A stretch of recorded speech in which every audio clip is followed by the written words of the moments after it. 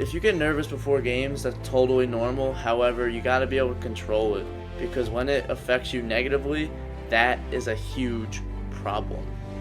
See, we all get butterflies before games. See, I do as well. I'm the captain of my varsity team as a junior in high school, and I've been playing for over 10 years. And I still get nervous. But I also love the game so much so that I've realized, why would I get nervous for something that I love to play? Right?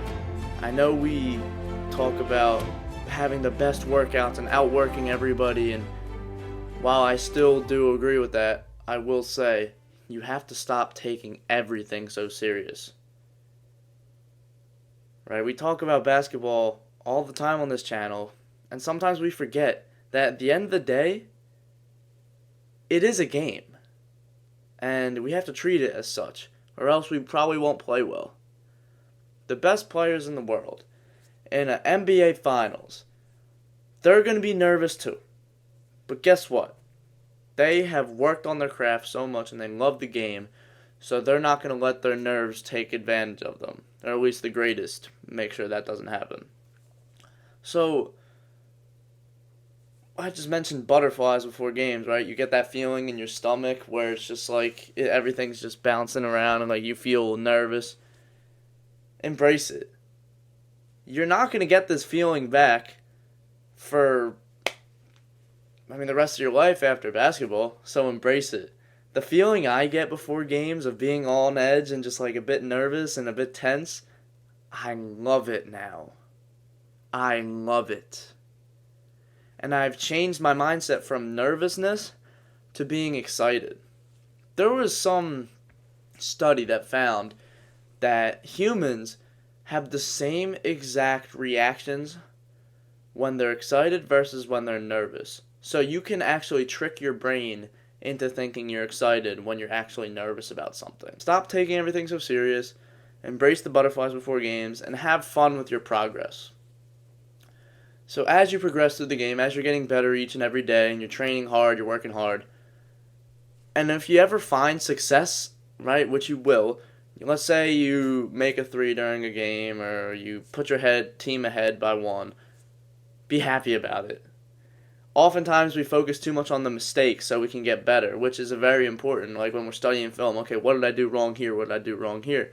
But let's start talking about what we did right as well. You're a great ball player. Focus on what you do well. And it's a general obsession over the game. Nobody knows why you're so obsessed. Nobody can understand it. Nobody can rationalize it. People are going to think you're weird for how much you think about basketball. But that's just how you were made. You're made for success. You are built different, bro. And hey, I think about this all the time. I used to be so nervous before games that I would get stomach aches. I would get sick. And I would go to the games, and when I would get there in layup lines and everything, I was so tensed up. And I wouldn't play well. How could you play well being that nervous?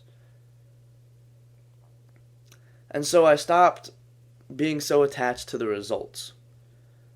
Right? Instead of saying, oh my gosh, if I don't score 30 points today, it's a bad day, I started saying, what can I control and what is out of my control? And I realized sometimes your shot doesn't fall, and that's okay.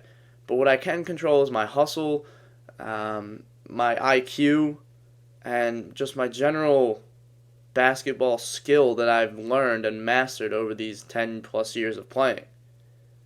So it's all about detaching your results from your confidence and having trust in your capabilities too. If you've been at it for a long time, you know what you can and what you can't do. So focus on what you can and make it so that there's less things that you can't do. As always, keep God first. Good luck.